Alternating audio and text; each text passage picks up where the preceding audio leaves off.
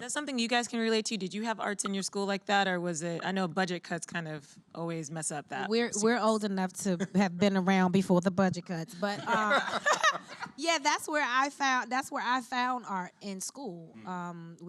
That's when we had to take music.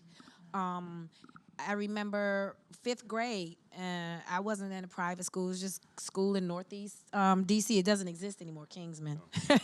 But I did my very first play there, 5th grade. And my teacher, I was a very rambunctious child in class. I wouldn't be quiet. So she knew how to channel that energy, and she put me on the stage. And that's what awakened the actor inside of me. 5th grade, Mrs. Lane, I'll never forget her. Terrence, did you have any mentors when you were young that sort of helped you find art, or is it something that came to you? I don't know. I'm a little different. Only because, you know, I have synesthesia. So when I see color, I hear sound.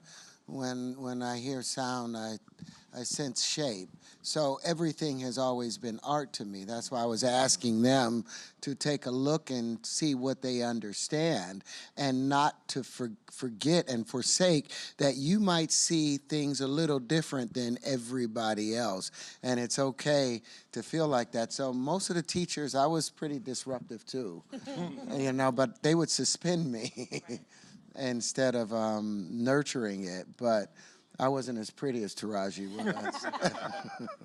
And Winston, I read that you guys have different murals throughout the school and students' art all over the place. That's right. Transforming the school environment, really making it feel like theirs, having parent events, engagement events where the parents really feel welcome.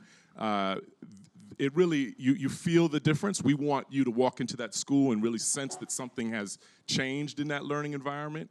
And our halls are, you know, brimming with that joy for learning.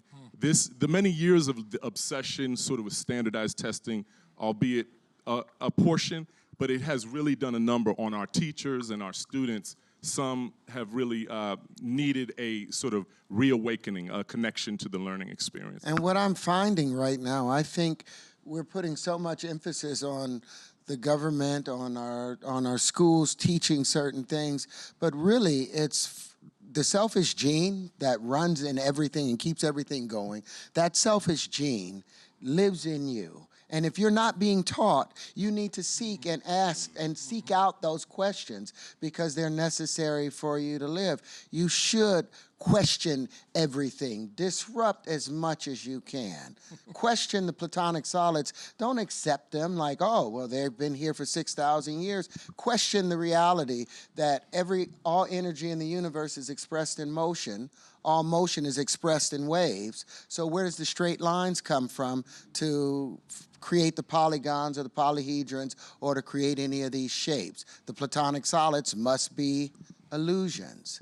So you can question everything, and in the process of questioning, I bet you're going to have to write in order to find an answer, and there's going to be a style to your writing, and that's going to become your art.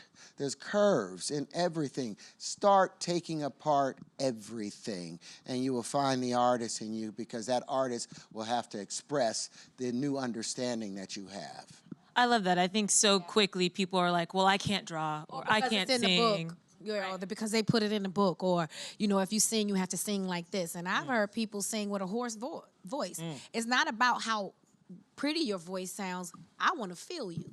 I've heard pretty voices, so many pretty voices, but I felt nothing, you know? So I'd rather hear a raspy voice. I'd rather feel you than hear you.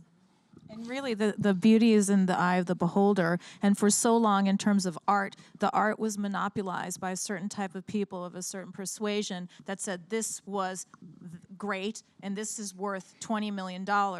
When in essence, it's not about somebody else saying what's beautiful. Art is whatever you make it out of. That's why I'm so passionate about paintings and artists. My father was an artist from Morocco. I'm from North Africa, and I grew up around a lot of paint and saw his struggles as an artist trying to express himself that wasn't represented by a European person, or had the means of giving 50% of his art to the dealers, in which, you know, we have many other organizations trying to break through that. So with what Terrence and Taraji are saying is that whatever you draw, whatever you express is right. And it's so important that you don't have to believe that you're born with the talent. You develop the talent. It takes work, it takes effort, and I think that's why it's so important to have arts in schools, because we can see this creativity, nurture it, develop it, and people just spend time with it. You don't have to be perfect on the first time out. It's a talent you develop over time. And let it grow. And you've heard the saying raw talent, right? That's great and that's beautiful if you have it, but it's not going to take you a lot of places in life. That's why Exactly. you have to continue to nurture your talent. Right. Work hard. I never stop working. It's like when I write a script, the first draft it doesn't go anywhere. It's not until the second, the third, the fourth, the fifth. You just keep working. You never have to be perfect. You just have to keep working towards a goal.